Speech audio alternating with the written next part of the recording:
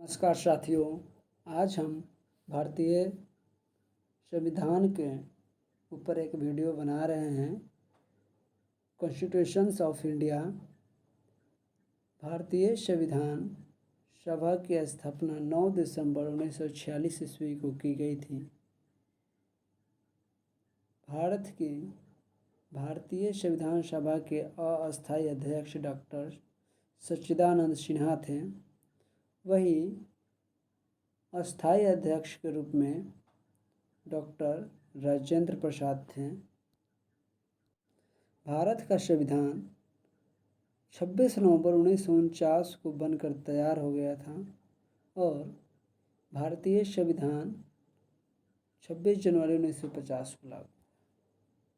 आइए हम लोग कुछ के इस इम्पोर्टेंस जो आर्टिकल है उसको देख लेते हैं। Article 1 to 4 the union and it's territories यानी स्टेट और केंद्र शासित प्रदेशों के बारे में बताता है, जबकि आर्टिकल 5 से 11 तक 5 to 11 सिटीजनशिप के बारे में बताता है और आर्टिकल 13 to 35 फंडामेंटल राइट्स को बताता है।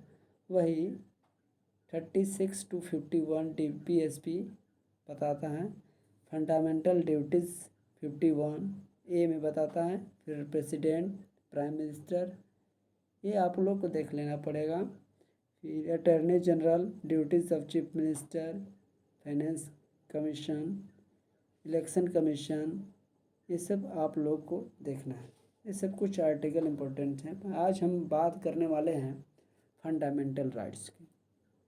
फंडामेंटल राइट्स टोटल से 6 प्रकार की होती है। ठीक, right to equality, right to freedom, right to expressions, right to freedom of religion, culture and education rights, right to constitution remedies. इन सभी के बारे में हम लोग देखेंगे। पहले देख लीजिए, राइट टू इक्वलिटी है जो फर्स्ट फंडामेंटल राइट्स है। आर्टिकल नंबर 14 से 18 के बीच में है। वही राइट टू फ्रीडम 1922। आज हम लोग सिर्फ राइट टू फ्रीडम और राइट टू इक्वलिटी ये दोनों देखने वाले हैं। ऐसे हम तो सबको बनाएंगे लेकिन वीडियो लंबा हो जाएगा, इसलिए छोटा छोटा वीडियो बना करके हम आप लोग को देंगे। ठीक है, चलते देखते हैं।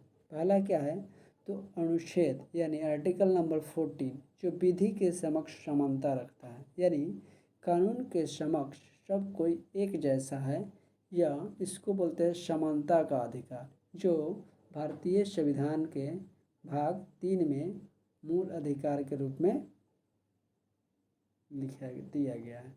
ठीक, वही है, यही है आर्टिकल 20 इक्वलिटी बिफोर लॉ।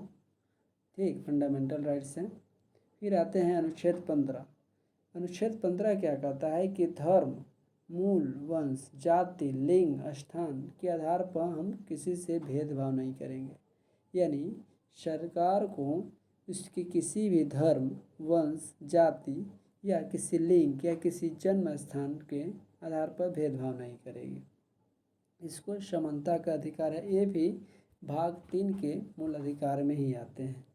इसके आगे आता है अनुच्छेद 16 यानी लोक नियोजन में अवसर की समानता, यानी समान अवसर की समानता इसी आर्टिकल में आता है।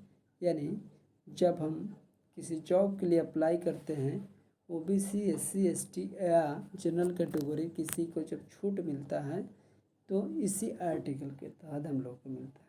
आइए आगे चलते हैं। फिर है अस्पृश्यता का अंत, यानी छुआछूत। यूँ समझिए, इस संविधान में, इस अनुच्छेद में छुआछूत का अंत किया गया है। ठीक,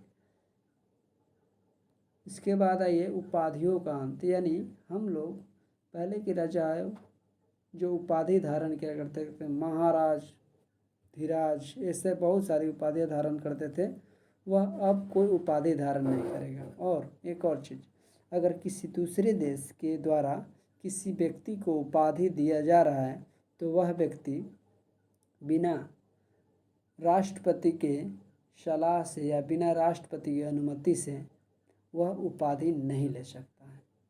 आगे चलते हैं हम लोग स्वतंत्रता का अधिकार जो आर्टिकल है हमारा 21,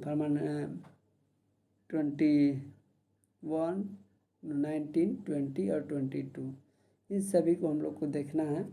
ठीक, देखिए आर्टिकल 19 यानी protection of creation right to regarding freedom of speech it is, मतलब यानी पहला जो है हमारा आर्टिकल 19 क्या कहता है कि हमें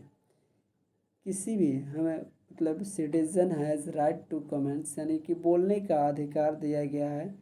फिर 19(2) यानी बी में विथ आउट वेपन्स यानी कि हथियारों के बिना हम लोग क्या करें, एक जगह पर गैदरिंग मतलब खड़े हो सकते हैं, मतलब अपना बैठक कर सकते हैं, असेंबली। फिर परमिशन टू स्टार्ट एसोसिएशन, हम लोग इसमें दिया है कि हम लोग एक एसोसिएशन बना सकेंगे, यानी कहने का मतलब है कि एक संगठन बनाएंगे। डी है all have the right to anywhere in India without permission, किसी से बिना परमिशन लिए हुई हम लोग भारत के किसी भी कोने में आ जा सकते हैं। All have the right to anywhere in India, कहीं भी मतलब भारत में किसी भी जगह पर हम लोग जीवन यापन कर सकते हैं। फिर छठा है right to business job anywhere in India, Bharat में किसी भी तरह के किसी भी जगह पर जाकर जॉब यानी बिजनेस या नौकरी कर सकते हैं। एक चीज़ इसमें ख़त्म कर दिया गया है, संपत्ति का अधिकार जो है वो इसमें से ख़त्म कर दिया गया पहले, यानी कि 7 फंडामेंटल राइट्स में आर्टिकल 19 में था। ठीक, अब आइए आर्टिकल 20, अपराधों के लिए दोष सिद्ध के संबंध में संरक्षण। कहने का मतलब है कि अगर कोई व्यक्ति एक बार क्राइम करता है तो उसे एक ही बार सज़ा मिलनी चाहिए, और वही सज़ा मिलनी चाहिए जो उस टाइम जिस टाइम वो क्राइम किया है उस टाइम का वो लॉ बना। ऐसा नहीं कि क्राइम 6 महीने पहले किया और अभी नया लॉ बनकर तैयार कर दिया गया कि उसको फांसी, उस कानून के उस क्राइम के लिए उसको फांसी होना चाहिए तो फांसी मिलेगा। जी नहीं, वो जिस टाइम क्राइम किया है उस टाइम के अकॉर्डिंग ही देखा जाएगा कि वह किस तरह से कानून था और उसी के अकॉर्डिंग मिलेगा। फिर आता है 21, प्राण और दैहिक स्वतंत्रता का संरक्षण, यानी कहने का मतलब सबसे पूरा जो संविधान बनाया गया है उन संविधान में 20 और 21 ऐसा आर्टिकल है जो कभी ख़त्म नहीं होता है, और इस आर्टिकल को चाहे मतलब कितना भी आपातकाल लग जाए इस आर्टिकल को ख़त्म नहीं किया जा सकता है। यानी यूँ कहिए तो गोपनीयता का जो हमारा आर्टिकल है वो 21 है। कहने का मतलब किसी भी व्यक्ति को उसके प्राण या दैहिक स्वतंत्रता विधि द्वारा स्थापित प्रक्रिया के अनुसार ही वंचित किया जाएगा, अन्यथा नहीं। यानी कहने का मतलब है अगर कानून के अकॉर्डिंग ही किसी की मतलब हम व्यक्तिगत जानकारी ले सकते हैं। आजकल बहुत सारे देख रहे हैं कि किसी का मतलब आजकल सिंपल सा जो जनरेशन है मोबाइल में उसका नंबर लेकर के अपने मोबाइल में यूज कर रहे हैं और देख रहे हैं कि वो कहाँ किससे चैटिंग कर रहा है, किससे बात कर रहा है। ये सब इसी आर्टिकल के अंतर्गत आता है। अगर वो चाहे तो इस पर वो केस कर सकता है और कोर्ट जा सकता है कि हमारे मतलब जो पर्सनल आइडेंटिटी है उसको बाहर किया जा रहा है। ठीक है, फिर आइए इसमें ही आता है एक और कॉन्स्टिट्यूशन 21 का ए, यानी कि सरकार में इसमें दिया गया इंडियन कॉन्स्टिट्यूशन में फ्री एजुकेशन, यानी कहा गया है कि सरकार इसको फ्री शिक्षा देगी, यानी कि the state shall provide free and compulsory education to all children of the age of 6 to 14 years in such manner as the state में be law determined। ये सरकार निर्धारित करेगी कि 14 से मतलब 6 से 14 वर्ष की जो बच्चे हैं उसको शिक्षा उपलब्ध करवाया जाए।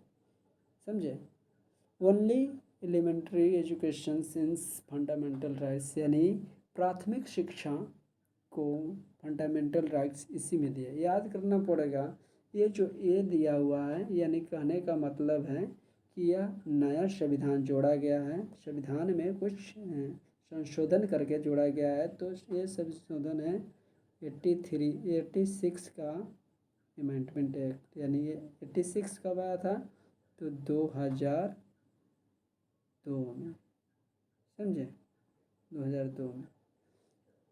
ठीक, आगे चलते हैं। और 22 में आर्टिकल 22 क्या कहता है, 22 कि बिफोर अरेस्टिंग द पर्सन, अगर किसी पर्सन को हम अरेस्ट करते हैं तो उससे पहले उसको उसका रीज़न बताना होगा कि आपको किस रीज़न में अरेस्ट कर रहे हैं। फिर दूसरी बात क्या है, अगर हम अरेस्ट कर लेते हैं तो उसको उसके मन के अकॉर्डिंग, यानी वो जिससे चाहे उसको मतलब एडवोकेट यानी वकील सहायता करना प्रदान करेगा कि ताकि वो भी अपना पक्ष रख सके। हमारा कॉन्स्टिट्यूशन बोलता है कि जब तक दोनों पक्षों की बात ना सुनी जाए तब तक कोई भी निर्णय ना दिया जाए। इसलिए आर्टिकल 22 कहता है कि अगर किसी का अरेस्ट करते हैं तो उसका रीज़न बताइए, और रीज़न बताने के बाद में भी उसको मतलब सही से मतलब कुछ कानूनी सहायता करें, इसीलिए वकील का भी उपलब्ध करवाइए। अगर वो किसी वकील से नहीं मिल पा रहा है